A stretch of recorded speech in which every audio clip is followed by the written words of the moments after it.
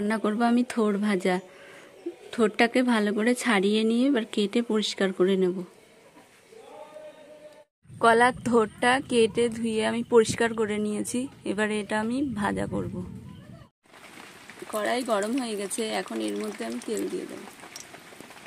তেলের মধ্যে আমি দেব চেরা কাঁচা লঙ্কা আর দেব গোটা জিরে ফোড়ন।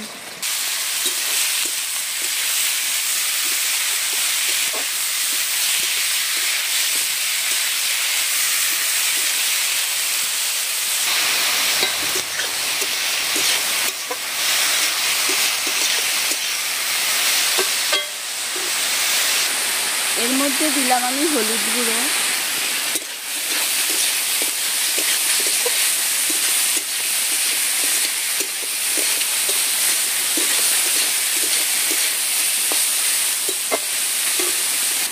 আর দেব স্বাদ মতো লবণ।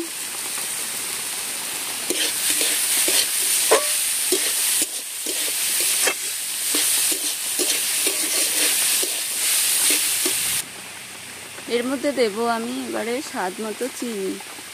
এটা যেহেতু নিরামিষ ভাজা করছি, তাই চিনি না দিলে ভালো লাগবে না।